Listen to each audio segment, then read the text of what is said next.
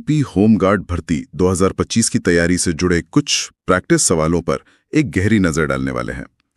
हमारे पास सामान्य अध्ययन के कुछ बहुत ही दिलचस्प सवाल हैं और उनसे जुड़ी कई सारी जानकारी भी है। बिल्कुल। तो चलिए शुरू करते हैं, देखते हैं कि ये सवाल हमें कहाँ तक ले जाते हैं। पहला सवाल भारत के भूगोल से है और ये समय से जुड़ा है। सवाल है कि भारत की मानक समय रेखा यानी 82.5 डिग्री पूर्वी देशांतर उत्तर प्रदेश में किस जगह से गुजरती है? इसका जो सीधा जवाब है वो है नैनी, प्रयागराज के पास। अच्छा, नैनी। जी, विकल्पों में यही दिया गया है, लेकिन कहानी असल में यहाँ से शुरू होती है। ये जो 82.5 डिग्री की लेखा है, सवाल ये है कि इसी को क्यों चुना गया। हाँ, ये अच्छा सवाल है। तो ये असल में भारत के सबसे पूर्वी और सबसे पश्चिमी छोर के लगभग बीच में पड़ती है। अच्छा, ताकि पूरे देश में एक ही समय बना रहे। मैंने पढ़ा है कि गुजरात और अरुणाचल प्रदेश के लोकल टाइम में तो करीब 2 घंटे का अंतर आ जाता है। बिल्कुल सही। अगर ये एक स्टैंडर्ड टाइमलाइन ना हो तो बहुत गड़बड़ हो सकती है, और इसी वजह से जो भारतीय मानक समय है IST, वो ग्रीनविच मीन टाइम यानी GMT से ठीक 5.5 घंटे आगे हैं। और एक और मजेदार बात यह है कि ये रेखा सिर्फ उत्तर प्रदेश से नहीं गुजरती। हाँ, ये जानना जरूरी है। कौन कौन से और राज्य हैं? ये कुल 5 राज्यों से गुजरती है। अगर हम उत्तर से दक्षिण की तरफ चलें जी, तो क्रम है उत्तर प्रदेश, फिर मध्य प्रदेश, छत्तीसगढ़, ओडिशा और सबसे आखिर में आंध्र प्रदेश। ठीक है, चलिए भूगोल पर ही एक और सवाल लेते हैं। ये भारत के आकार के बारे में है। क्षेत्रफल की दृष्टि से विश्व में भारत का कौन सा स्थान है? इसका जवाब है 7वां। हम दुनिया के 7वें सबसे बड़े देश हैं। हमारा कुल क्षेत्रफल लगभग कह सकते हैं 32.8 लाख वर्ग किलोमीटर है, जो दुनिया की कुल जमीन का करीब 2.4% हिस्सा है। सिर्फ 2.4% जमीन, और इस पर दुनिया की लगभग 18% आबादी रहती है। ये आंकड़ा ही दिखाता है कि हमारे संसाधनों पर कितना दबाव है। वैसे हमसे बड़े वो 6 देश कौन से हैं? उनका क्रम याद रखना बहुत जरूरी है। सबसे बड़ा है रूस, हाँ। फिर कनाडा, चीन, अमेरिका, ब्राजील और ऑस्ट्रेलिया, और 7वें नंबर पर हम हैं। अब एक ऐसा सवाल जो इन दोनों भौगोलिक कॉन्सेप्ट्स को मिला देता है, समय रेखा और कर्क रेखा। जी, भारत का वो कौन सा राज्य है जहां से मानक समय रेखा और कर्क रेखा दोनों गुजरती हैं और एक दूसरे को काटती भी हैं? ये वाकई एक बेहतरीन सवाल है। ज्यादातर लोगों को लगता है कि इसका जवाब मध्य प्रदेश होगा। हाँ, क्योंकि दोनों ही मध्य भारत से गुजरती हैं। बिल्कुल, लेकिन सही जवाब है छत्तीसगढ़।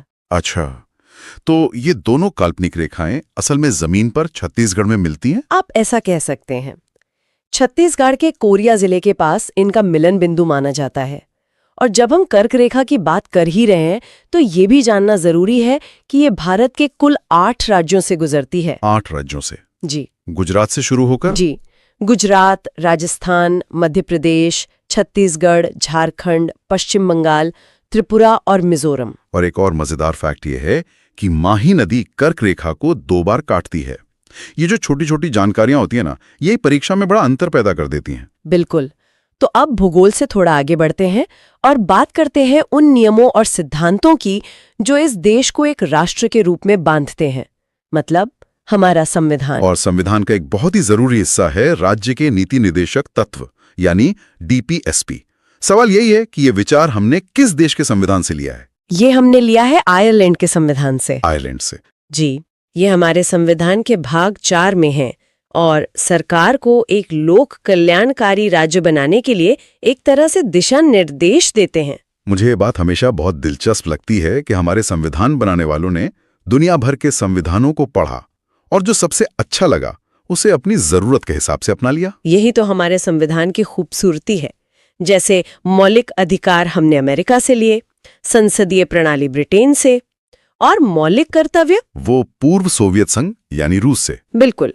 ऑस्ट्रेलिया से समवर्ती सूची ली तो दक्षिण अफ्रीका से संविधान में संशोधन करने की प्रक्रिया सीखी। और जर्मनी से हमने आपातकाल के दौरान मूल अधिकारों को निलंबित करने का प्रावधान लिया। ये पूरी लिस्ट अपने आप में कहानी है। सही कहा।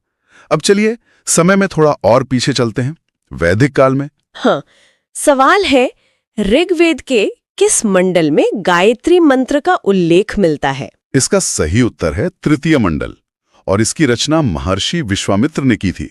ये मंत्र आज भी करोड़ों घरों में गूंजता है। बिल्कुल। ये सूर्य देवता सवित्र को समर्पित है। ऋग्वेद हमारा सबसे पुराना ग्रंथ है, जिसमें कुल 10 मंडल हैं, और हर मंडल की अपनी एक खासियत है।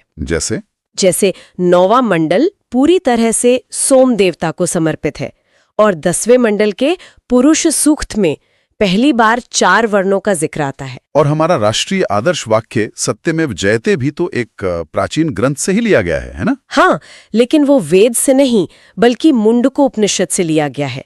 ये एक बहुत महत्वपूर्ण अंतर है। अच्छा। अब वैदिक काल की नदियों पर एक सवाल है।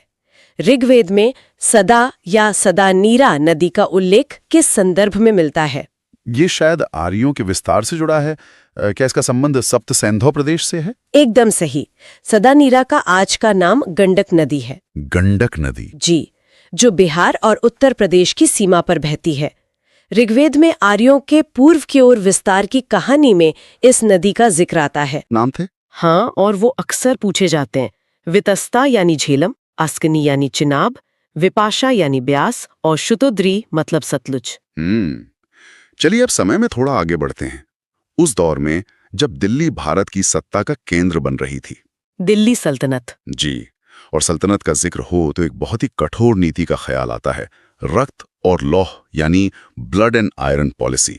ये किस सुल्तान ने अपनाई थी? ये क्रूर नीति अपनाने वाला सुल्तान था बलबन।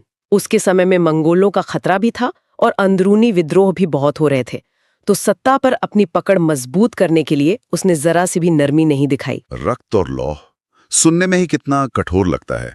मतलब वो सिर्फ ताकत की भाषा समझता था। आप कल्पना कीजिए उस दरबार की जहां सुल्तान के सामने सिजदा करना यानी घुटनों पर बैठना और पैबोस यानी उसके पैर चूमना जरूरी था।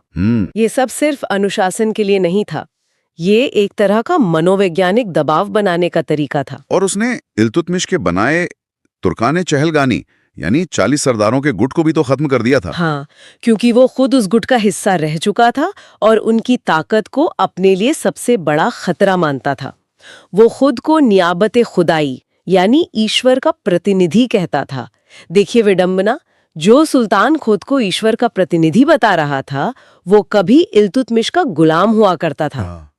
अब उस दौर में चलते हैं जब लोग आजादी के लिए लड़ रहे थे और नेताओं को गुरुओं से प्रेरणा की जरूरत पड़ती थी। सवाल है, सुभाष चंद्र बोस के राजनीतिक गुरु कौन थे? उनके राजनीतिक गुरु थे चित्तरंजन दास, जिन्हें हम CR दास के नाम से भी जानते हैं। देशबंधु चित्तरंजन दास? जी, उन्हें प्यार से देशबंधु की उपाधि भी दी गई थी। और महात्मा गांधी के राजनीतिक गुरु गोपाल कृष्ण गोखले थे? हर बड़े नेता के पीछे एक मार्गदर्शक की भूमिका रही है। बिल्कुल। CR दास का बोस पर बहुत गहरा प्रभाव था। उन्हीं के मार्गदर्शन में सुभाष चंद्र बोस ने अपनी राजनीतिक यात्रा शुरू की थी। अब फिर से संविधान निर्माण के दौर में लौटते हैं।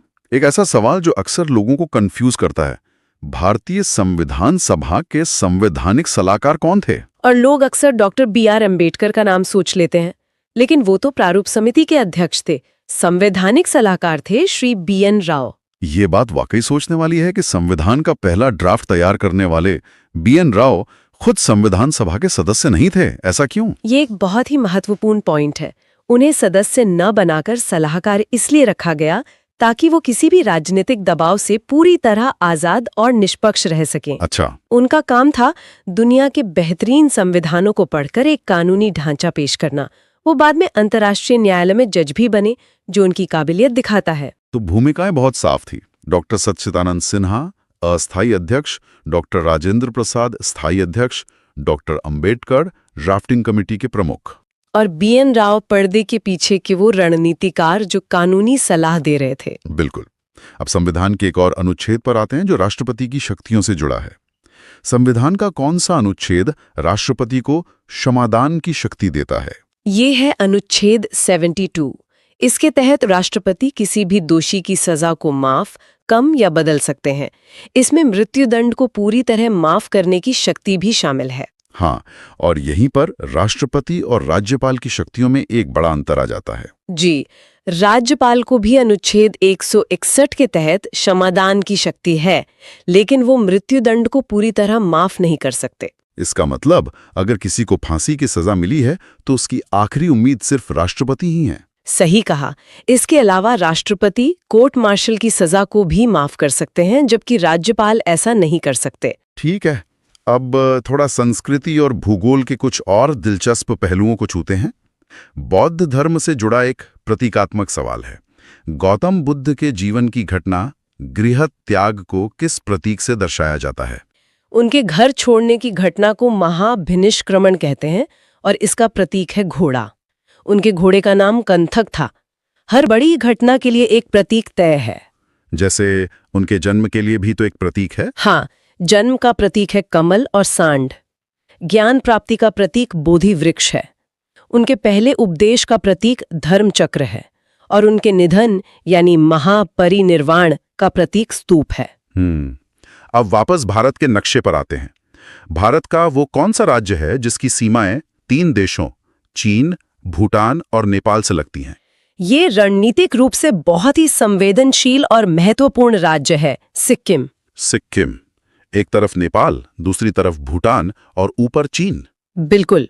और प्रसिद्ध नाथुला दर्रा, जो भारत चीन व्यापार का एक अहम रास्ता है, वो भी तो सिक्किम में ही है। हाँ। जनसंख्या के हिसाब से ये भारत का सबसे छोटा राज्य भी है।